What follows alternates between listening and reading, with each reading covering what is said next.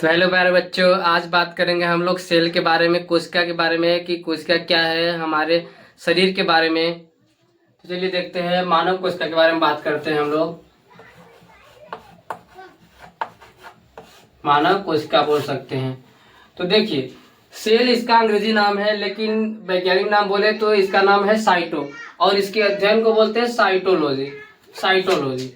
और इसके खोजकर्ता की बात करें तो जो होते हैं वो रॉबर्ट हुक हैं, और ये 1665 में खोज किए थे। और सबसे पहले बात करें जीवित कोशिका की, तो जो एंटोन लीवेनहॉक है वो जीवित कोशिका का खोज किए थे, और जो रॉबर्ट हुक हैं ये मृत कोशिका का खोज किए थे। हाँ, और बात करें सिद्धांत की, तो जो सिद्धांत है ये स्लाइडेन और स्वान ने किए थे। ये इन्होंने बताया थे कि जो कोशिका का मतलब नए कोशिका का जो निर्माण होता है वो पुरानी कोशिकाओं से होता है। जैसे कहीं चोट लग जाती है हमको, तो वहां पर मतलब कोशिका का निर्माण कैसे होता है, तो जो पुरानी कोशिका होती है आसपास के, उसी से नए कोशिका का निर्माण होता है। और बात करें हम सबसे बड़ी कोशिका की, मतलब हमारे पूरे वर्ल्ड में बात करें तो सबसे बड़ी कोशिका होता है शुतुरमुर्ग का अंडा। शुतुरमुर्ग का अंडा। और छोटी कोशिका की बात करें तो माइक्रोप्लाज्म। इसकी साइज की बात करें तो 0.3 माइक्रोमीटर होता है। और शरीर में बात करें, मतलब मानव में बात करें, तो जो मानव है, मानव में छोटी कोशिका होती है जो, तो मानव में जो छोटी कोशिका है उसका नाम है स्पर्म। स्पर्म, जिसे हिंदी में बोलते हैं शुक्राणु, ये नर में पाया जाता है। और बड़ी कोशिका की बात करें, बड़ी कोशिका की तो होता है ओवम। ओवम, जो कि ये फीमेल में पाया जाता है, जिसे बोलते हैं अंडाणु। अंडाणु बोलते हैं, है ना। और बात करें सबसे लंबी कोशिका की, तो सबसे लंबी कोशिका होता है मानव में, सबसे लंबी कोशिका होता है न्यूरॉन। न्यूरॉन, जो न्यूरॉन होता है उसमें डिवीजन नहीं पाया जाता है। मतलब क्या है कि यदि न्यूरॉन में कभी चोट लग जाए, कुछ हो जाए, तो उसमें डिवीजन नहीं होता है। यही कारण है कि कभी कभी क्या होता है कि बोलते हैं कि ब्रेन ट्यूमर हो गया, मतलब कि ब्रेन ट्यूमर होने से कभी कभी मृत्यु भी हो सकती है, बोलते हैं कि बचना मुश्किल है। यही कारण होता है कि इसमें डिवीजन नहीं होता। लेकिन एक चीज पाया जाता है, इसमें एक ग्लियल कोशिका होता है जिसमें डिवीजन पाया जाता है, मतलब 10% भी होता है, तो इतना संभव नहीं है। हाँ, और क्या होता है, हमारे शरीर में कभी कभी कैंसर हो जाता है। तो कैंसर का लक्षण क्या है कि बहुत जल्दी, मतलब बहुत अधिक डिवीजन होना, मतलब विभाजन होना, कोशिका का बहुत ज्यादा विभाजन होना। तो चलिए बात करते हैं आपके डिफिनेशन के बारे में। बात कर लेते हैं कि कोशिका का डिफिनेशन क्या है। कोशिका, कोशिका मतलब सेल, है ना, सेल। तो जो सेल है वो जीवन की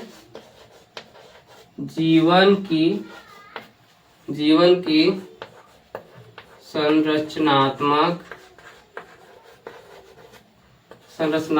एवं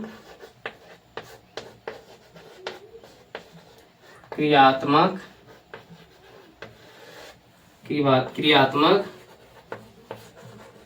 इकाई है। जीवन की मतलब लाइफ की स्ट्रक्चरल एंड फंक्शनल क्या है, यूनिट है ना। तो देखिए, जैसे मान लीजिए कि हम लोग को घर बनाना है। क्या बनाना है? घर। तो घर के लिए सबसे पहले क्या जरूरी है? घर के लिए क्या जरूरी है? ईटा। किसका? ईटा। ईटा से हम लोग क्या बनाएंगे? ईटा से हम लोग दीवार बनाएंगे। क्या बनाएंगे? दीवार। ईटा से हम लोग दीवार बनाएंगे। और दीवार से क्या बनाएंगे? रूम बनाएंगे। क्या बनाएंगे? रूम बनाएंगे, सॉरी। और फाइनली क्या बना लेंगे हम लोग? घर। घर का मतलब क्या है? हमारा बॉडी। जैसे हमारे बॉडी को बनाने के लिए क्या क्या जरूरी है? सबसे पहले सबसे छोटी इकाई हमारे बॉडी की कोशिका ही है। क्या है? कोशिका। मतलब एक छोटी से छोटी, जैसे मान लो थोड़ा सा चमड़ी निकाले तो एक कोशिका ही है। कोशिका को सबसे पहले कौन देखे थे? रॉबर्ट हुक ने देखे थे। रॉबर्ट हुक ने वो मृत कोशिका को देखे थे। उन्होंने अपने माइक्रोस्कोप से देखे थे, जूम करके वो दिखा था, क्या बोलते हैं, मधुमक्खी की छत्ते जैसा, है ना। तो देखिए जैसे मान लीजिए कि सबसे पहले कोशिका आया ऊपर में, कोशिका छोटी इकाई है। कोशिका से बनता है क्या? कोशिका से बनता है ऊतक। कोशिका से क्या बनता है? ऊतक।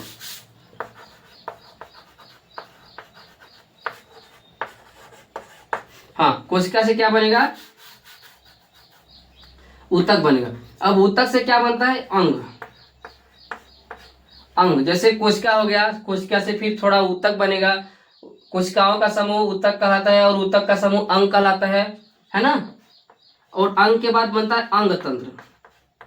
क्या बनता है? अंग में जैसे आ जाएंगे आपके लीवर, किडनी, है ना, लीवर, किडनी, लंग्स वगैरह और हृदय वगैरह, ये सब आ जाएंगे। और जो अंग होता है, सॉरी, अंग के बाद बनता है अंग तंत्र। क्या बनता है? अंग तंत्र। अंग तंत्र जैसे आपका श्वसन तंत्र हो गया, है ना, श्वसन तंत्र हो गया, पाचन तंत्र हो गया, है ना, परिसंचरण तंत्र हो गया, तो ये सब अंग तंत्र होंगे। और अंग तंत्र जब मिल जाते हैं तो हमारा एक बॉडी बन जाता है। क्या बन जाता है? बॉडी। क्या बन जाता है? बॉडी, मतलब हमारा शरीर बन जाता है। तो कोशिका से, कोशिकाओं का समूह ऊतक कहलाता है, ऊतक का समूह अंग कहलाता है और अंग का समूह अंग तंत्र कहलाता है। और अंग तंत्र के सभी मिलने से क्या बनता है? हमारा शरीर बनता है ना, कि हमारा बॉडी बनता है। कोशिका झिल्ली,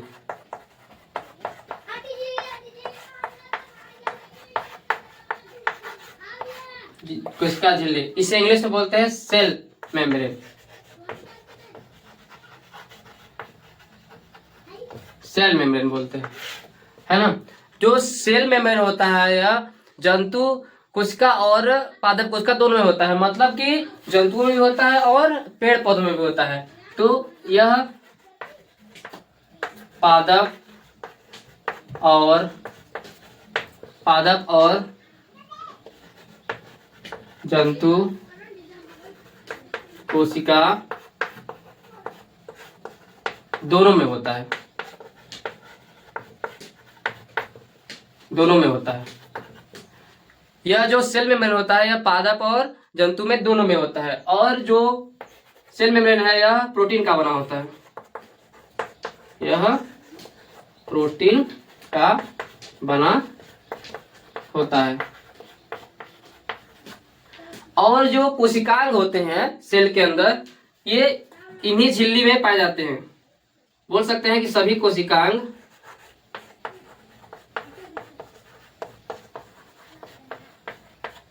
कोशिकांग इसी झिल्ली में पाए जाते हैं। तो कोशिका झिल्ली के बारे में बस इतना ही, और ज्यादा कुछ है नहीं। यह प्रोटीन का बना होता है। तो चलिए अब बात करते हैं हम लोग कोशिका भित्ति के बारे में। जो एक कोशिका होती है, जो बाहर वाला भाग होता है, जो पतला वाला भाग होता है, मान लीजिए पतला होता है, पतला वाला, इसे बोलते हैं सेल मेम्ब्रेन।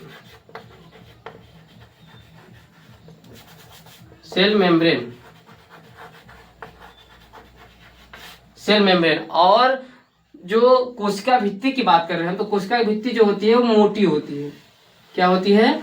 मोटी होती है, मोटी। तो इसे बोलते हैं सेल वॉल, जिसे हिंदी में बोलते हैं कोशिका भित्ति। मोटी होती है। ये जो कोशिका भित्ति होती है ये पादपों में पाए जाते हैं। पादप मतलब पेड़ पौधों में, है ना, पेड़ पौधे पाए जाते हैं। चलिए एक सेल वॉल के बारे में जानते हैं हम लोग।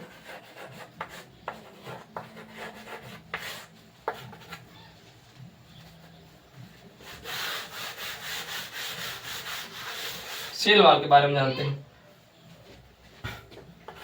जो ये सेल वॉल होता है यह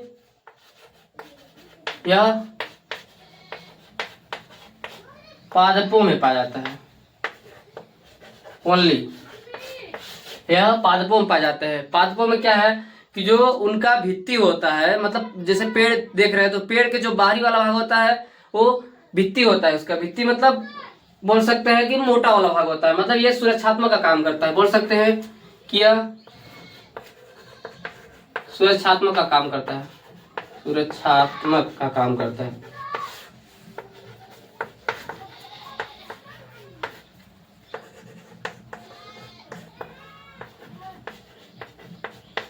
पहले बात किए थे हम लोग सेल मेम्ब्रेन का। तो जो हमारी कोशिका होती है, कोशिका का सुरक्षात्मक जो होता है तो सेल मेम्ब्रेन होता है, और जो पादप का होता है वो सेल वॉल होता है। जैसे मान लीजिए कि हम लोग अपना सुरक्षा करते हैं, तो जैसे मान लीजिए कपड़ा हो गया तो कपड़ा पहनते हैं, और भी चीज होते हैं। यह सेलुलोज का बना होता है, सेलुलोज का बना होता है। तो जो सेल वाल होता है वो सिर्फ पादपों में पाया जाता है, और जो सेल मेम्ब्रेन होता है वो पादप और जंतु दोनों में पाया जाता है। हाँ, तो आगे देखते हैं। चलिए, तो अब बात करेंगे हम लोग माइटोकॉन्ड्रिया के बारे में। इसे बोलते हैं सूत्रकणिका। सूत्रकणिका का खोज अल्टमैन ने किए थे। जो अल्टमैन थे वो सूत्रकणिका का खोज किए थे। जो माइटोकॉन्ड्रिया होता है इससे ऊर्जा का निर्माण होता है, इसे ही बोलते हैं ऊर्जा घर, है ना। तो जैसे मान लीजिए कोशिका हो गया, तो इसमें क्या क्या पाया गया, ये माइटोकॉन्ड्रिया, और क्या पाया गया, गाल्गी काय। गाल्गी काय को बोलते हैं गाल्गी अपरेटस, या फिर गाल्गी बॉडी बोल सकते हैं। तो गाल्गी बॉडी हो गया, और इसे बोलते हैं रफ्तानी, इसे ही बोलते हैं वैक्यूल। वैक्यूल बात करते हैं, वैक्यूल।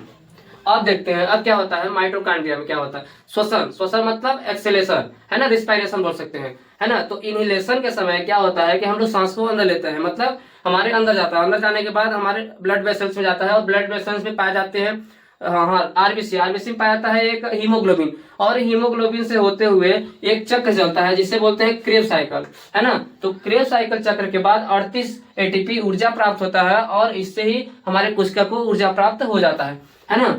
अब बात करते हैं गाल्गी काय के बारे में। जो गाल्गी काय होता है इसका खोज कैमिलर ने किए थे, है ना। जो गाल्गी काय होता है ट्रांसपोर्ट का काम करता है। ट्रांसपोर्ट मतलब देखिए हमारे शरीर में जैसे मान लीजिए प्रोटीन का कभी कभी उपयोग, मतलब जरूरत पड़ जाता है, या फिर ऊर्जा का जरूरत पड़ जाता है, तो जो ये गाल्गी काय होता है वो हमारे शरीर में हर जगह पहुंचाता है। जैसे मान लीजिए कि हम कभी दौड़ते हैं या फिर कुछ काम करते हैं, है ना, तो कभी कभी क्या होता है कहीं ये कुछ हो जाता है, मान लीजिए कि थोड़ा अलग टाइप लगता है, या फिर यहाँ पर जरूरत पड़ गया ऊर्जा की, तो जो ये गाल्गी काय होता है, गाल्गी अपरेटस होता है, ये ट्रांसपोर्ट करता है, किसका, ऊर्जा का करता है ना। तो जो यदि मान लीजिए किसी कोशिका में गाल्गी काय मर गया, तो मान लीजिए वहां पर ये जो ऊर्जा है वो नहीं पहुंच पाएगा, और जो वहां का कोशिका होगा वो डेड हो जाएगा, है ना। अब बात करते हैं हम लोग राजधानी के बारे में। राजधानी मतलब वैक्यूल। जो जंतु कोशिका होता है, जैसे हम लोग मानव है तो हम लोग में छोटा होता है, क्या होता है, छोटा होता है, छोटा होता है।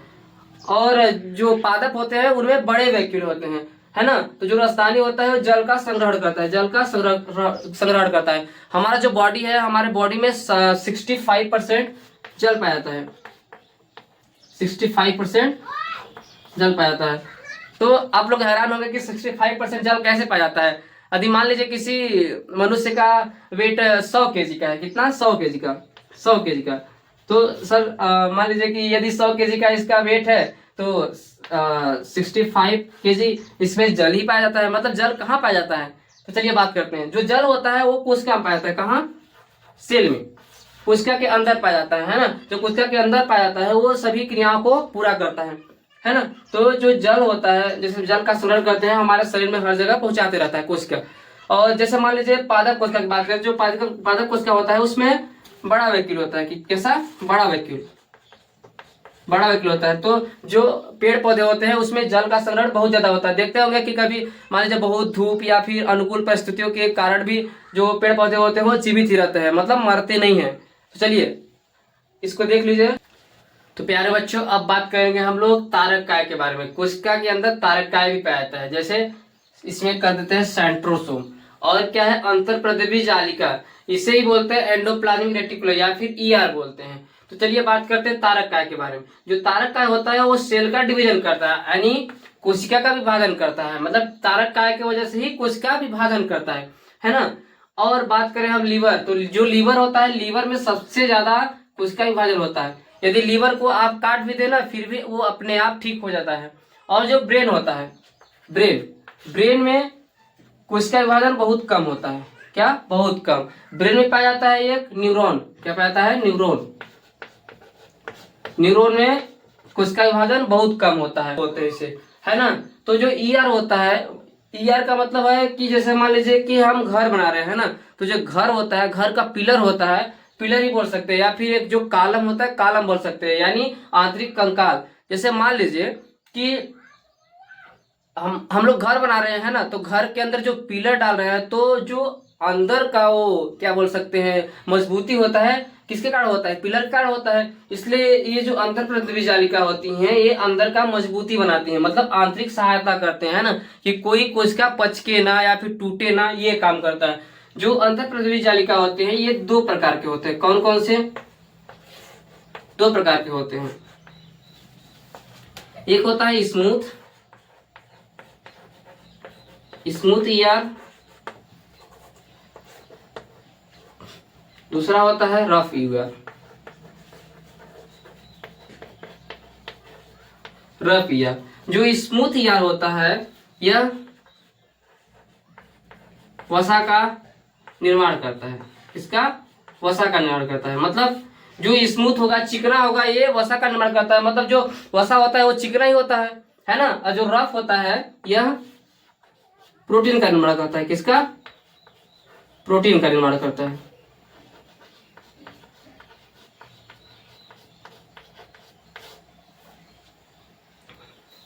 प्रोटीन का निर्माण करता है ना।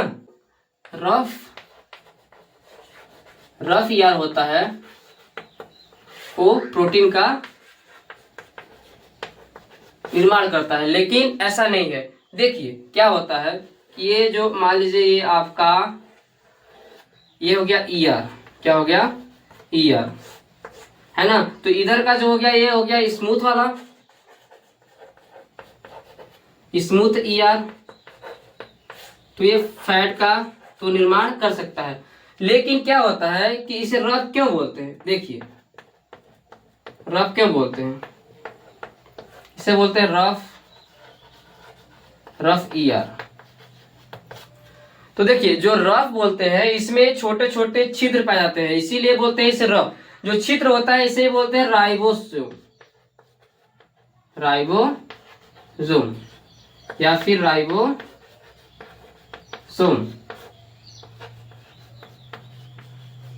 राइबोसोम होता है। तो एक्चुअली जो राइबोसोम होता है यही प्रोटीन का निर्माण करता है। राइबोसोम जो राइबोसोम होता है, ये प्रोटीन फैक्ट्री भी बोलते हैं इसे। मतलब मानव के जो कोशिका के अंदर पाया जाता है राइबोसोम, मतलब बोल सकते हैं कि कोशिका का जो फैक्ट्री होता है उसे राइबोसोम को ही बोलते हैं। मतलब यहीं पर प्रोटीन का निर्माण होता है, प्रोटीन का निर्माण होता है। तो चलिए राइबोसोम के बारे में पढ़ते हैं कि राइबोसोम क्या होते हैं, राइबोसोम कितने प्रकार के होते हैं, है ना। तो इसमें अब क्या क्या ऐड करते हैं कोशिका के अंदर? राइबोसोम, है ना। तो चलिए अब बात करते हैं हम लोग राइबोसोम के बारे में कि राइबोसोम क्या होते हैं, है ना। राइबोसोम का खोज पैलेट वैज्ञानिक ने किए थे, है ना। राइबोसोम का जो खोज है वो पैलेट वैज्ञानिक ने किए थे। तो जो राइबोसोम होता है यह, इसे बोलते हैं प्रोटीन फैक्ट्री, प्रोटीन फैक्ट्री बोलते हैं। क्या बोल सकते हैं? Protein factory. मतलब जो प्रोटीन का निर्माण होता है राइबोसोम में होता है ना। राइबोसोम यहाँ पर है, प्रोटीन का ये निर्माण करता है।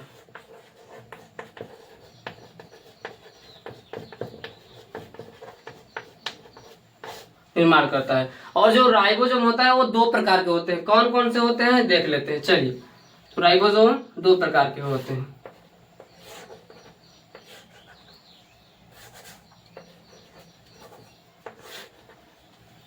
एक होता है 80S और एक होता है 70S। एक्चुअली क्या है, जो एस है इसे ही बोलते हैं कोफिशिएंट सेडिमेंटेशन यार,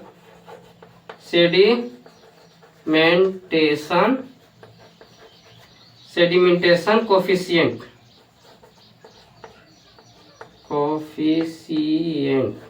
कोफिशिएंट इसे हिंदी में बोलते हैं अवसाद गुणांक,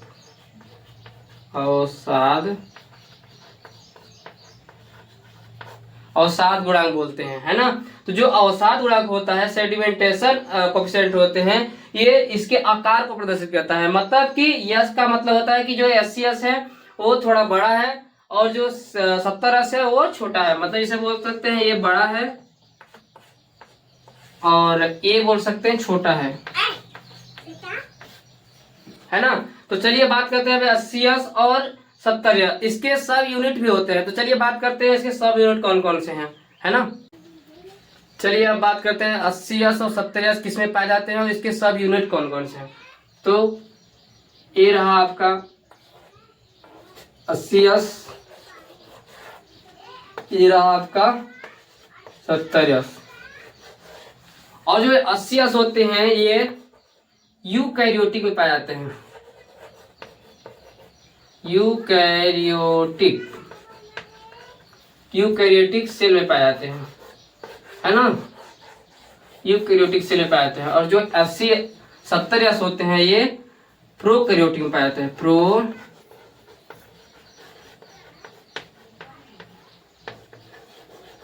प्रोकैरियोटिक सेल में पाए जाते हैं, है ना। जो यूकैरियोटिक होते हैं वो मल्टी सेलुलर होते हैं यानी बहुकोशिकीय होते हैं। जो प्रोकैरियोटिक होते हैं ये यूनिसेलुलर होते हैं यानी एक कोशिकीय होते हैं। इसके जो दो सब यूनिट होते हैं, सब यूनिट की बात करें, एक होता है 60s और दूसरा होता है 40s। और इसके सब यूनिट की बात करें तो पहला होता है ये 50s और जो दूसरा होता है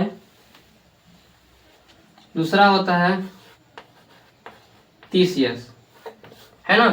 तो आप लोग ऐड करते होंगे तो यहाँ 60 और 40 तो 100 होता है, मतलब सर आप गलत पढ़ा रहे हैं। तो ऐसा नहीं है। देखिए क्या होता है कि ये दोनों जब मिलते हैं तो मिलने के बाद जो पदार्थ बनता है वो उसमें से क्या होता है कि कुछ पदार्थ ऐसे होते हैं जो निकल जाते हैं, मतलब वेस्ट हो जाते हैं। तो बस जैसे 60 और 40 बनता है तो 100, लेकिन कुछ पदार्थ जो वेस्ट हो जाते हैं वो बचने के बाद कितना बचता है वो 80 है, ये बड़ा होता है ना। और जो 50 और 30 होता है 80, है ना। तो इसका तो 70 ही लिखा है, मतलब क्या है कि 10% जो होता है वो वेस्ट हो जाता है ना। तो ये रहा आपका 80s और 70s की किस पे पाए जाते हैं और इसके सब यूनिट कौन कौन से हैं। हम लोग केंद्रक बाबा के बारे में, केंद्रक बाबा क्या है, केंद्रक बाबा क्या करते हैं, है ना। तो चलिए केंद्रक का जो खोज है वो किए थे, खोजकर्ता की बात करें, जो खोजकर्ता की बात करें तो ये रॉबर्ट ब्राउन थे। रॉबर्ट ब्राउन थे वो केंद्रक का खोज किए थे, है ना। जो केंद्रक होता है वो बीच में होता है। चलिए अब केंद्रक की बात करें। जो केंद्रक होता है, केंद्रक में दो चीज पाया जाता है, कौन कौन से, एक हो गए क्रोमोसोम,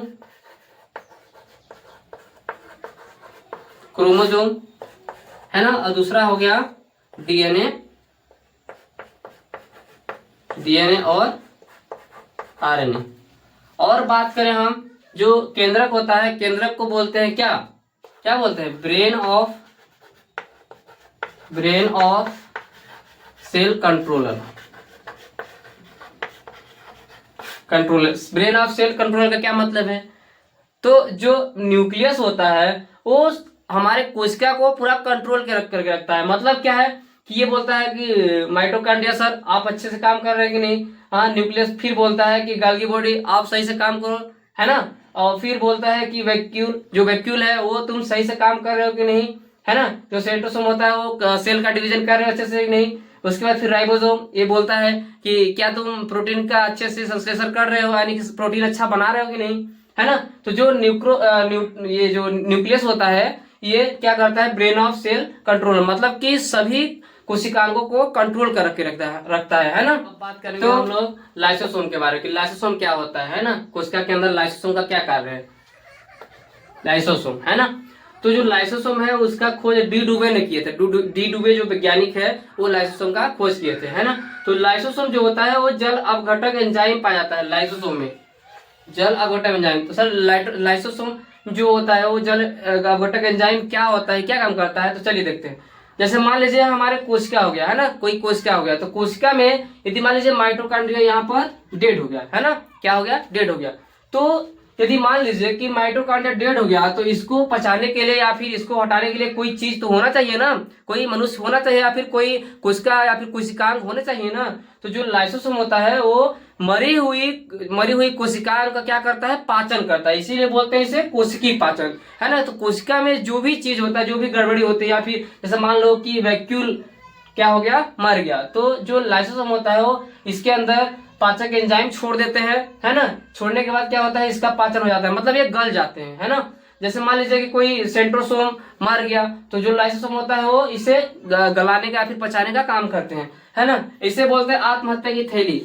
अब क्या होता है, आत्महत्या की थैली क्या होती है, कभी कभी क्या होता है कि हमें कोई मारता है, मतलब बहुत स्पीड मारता है, बहुत स्पीड मारने के बाद वहां पर मतलब डार्क हो जाता है, क्या बोल सकते हैं कि काला हो जाता है। काला होने के बाद क्या हो जाता है कि कोई जो कोशिका होता है वो पूरा तरह से मर जाता है, मतलब पूरी तरह से मर जाता है। पूरी तरह से मरने के बाद क्या है सर, तो देखिए जब पूरी तरह से मर जाता है तो पूरा काला हो जाता है। काला होने के बाद जब लाइसोसोम भी मर गया तब इसका पाचन कौन करेगा, इन सब का, है ना। तो देखिए लाइसोसोम जब मर जाता है तो वहां पर काला हो जाता है, और काला होने के बाद थोड़ा सा ये मतलब चमड़ी ऊपर मतलब निकलने लगता है ना। तो देखिए जब हमें कोई मार देता है, क्या करता है, कोई मार देता है, तब हम लोग उस पर गर्म पानी से सेकते हैं। सेकने के बाद क्या होता है कि जो आसपास की कोशिकाएं होती हैं वो अपनी अपनी ऊर्जा जैसे मान लीजिए उनकी उनमें तो माइटोकॉन्ड्रिया पाए जाएंगे। जैसे मान लीजिए हमारे शरीर में मतलब बहुत सारी कोशिकाएं होती है ना। तो कोशिका हमारे पूरे शरीर में पाए जाते हैं, क्या, पूरे शरीर में पाए जाते हैं, है ना। तो देखिए एक जगह का कोशिका मर गई तो उसके आसपास की तो कोशिका जीवित है ना। तो जैसे आसपास की जो कोशिका होती है वो धीरे धीरे करके अपनी ऊर्जा देंगे, अपनी ऊर्जा देते देते वहां पर भर जाएगा, और कुछ दिन बाद जो काला होगा वो अच्छा हो जाएगा। तो यही कारण है कि जो लाइसोसोम है वो पाचन कर। हाँ चलिए अब बात करते हैं हम लोग जीव द्रव्य के बारे में, मतलब जिसे बोलते हैं प्रोटोप्लाज्म, है ना। सर प्रोटोप्लाज्म क्या होता है, जो प्रोटोप्लाज्म होता है, जैसे मान लीजिए कि हम एक जैसे ये बॉक्स हो गया, है ना। तो यदि इस बॉक्स में हमको एक अच्छा चीज रखना है, मतलब कांच वाला रखना है, जैसे कि कांच वाला चीज कोई रख दे, है ना। तो यदि इसमें कुछ सपोर्टिंग वाला चीज नहीं रखेंगे तो टूट जाएगा, है ना, कहीं ले जा रहे हैं तो इसमें सपोर्टिंग वाला जैसे मान लीजिए कि क्या बोल सकते हैं, रुई वगैरह डालेंगे, है ना। रुई डालने के बाद उसमें कांच वाला चीज डालेंगे। तो इसी प्रकार क्या होता है कि जो हमारी कोशिका होती है, तो कोशिका में बहुत सारे कोशिकांग पाए जाते हैं, कौन कौन से, माइटोकॉन्ड्रिया, वैक्यूल, सेंट्रोसोम, ये सब तो देख ही लिए, लाइसोसोम। तो इन सब का जैसे टक्कर ना हो, मतलब एक दूसरे में मिले ना, इसीलिए हमारे कोशिका में जीव द्रव्य डाला जाता है ना। कोशिका में क्या डाला जाता है, जीव द्रव्य। जीव द्रव्य भी दो प्रकार से होते हैं। जीव द्रव्य डालने से क्या होता है कि एक दूसरे से मिलते नहीं और टकराते नहीं और टूटते फूटते नहीं है ना। यदि मान लीजिए कि उसमें जीव द्रव्य नहीं है तो क्या होगा, है क्या होगा, सब कोशिका के आपस में मिलते जुलते रहेंगे, बोलेंगे तुम कहाँ आ रहे हो इधर, वो बोलेगा वो तुम कहाँ आ रहे हो इधर, है ना। तो ये इसमें से क्या हो जाएगा कि कुछ कोशिका इसमें मर जाएगी, और फिर जल्दी जल्दी जो हर जगह का कोशिका मरते जाएगा, तो मतलब बहुत ज्यादा समस्याओं का सामना करना पड़ सकता है। तो देखिए ये दो प्रकार से होते हैं, कौन कौन से, एक होता है कोशिका द्रव्य, कोशिका द्रव्य इसे बोलते हैं साइटोप्लाज्म, साइटोप्लाज्म, और ये होता है केंद्रिका द्रव्य, केंद्रिका द्रव्य, केंद्रिका द्रव्य, है ना। इसे बोलते हैं न्यूक्लियोप्लाज्म, न्यूक्लियोप्लाज्म, न्यूक्लियोप्लाज्म, है ना। जैसे मान लीजिए कि ये आपका कोई कोशिका हो गया, है ना। तो कोशिका के अंदर पाया जाता है न्यूक्लियस, क्या पाया जाता है, न्यूक्लियस। तो जो न्यूक्लियस के अंदर जो द्रव्य पाया जाता है, जैसे जो पानी की तरफ पाया जाता है जो द्रव्य, इसे बोलते हैं न्यूक्लियोप्लाज्म,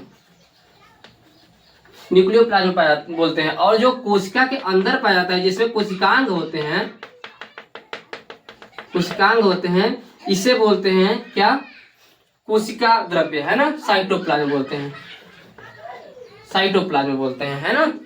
तो जो कोशिका द्रव्य होता है वो कोशिका के अंदर पाए जाते हैं, और जो केंद्रक द्रव्य होता है वो केंद्रक के अंदर पाए जाते हैं, है ना। तो जो कोशिका द्रव्य होता है जान गए कि किस लिए उसमें डाला जाता है ना। तो चलिए अब आगे बात करते हैं, आज के लिए इतना है, आगे हम लेके आएंगे और जो बताए थे दो प्रकार प्रोकैरियोटिक और यूकैरियोटिक के बारे में, तो अगले वीडियो में प्रोकैरियोटिक और यूकैरियोटिक आएगा, है ना। तो धन्यवाद।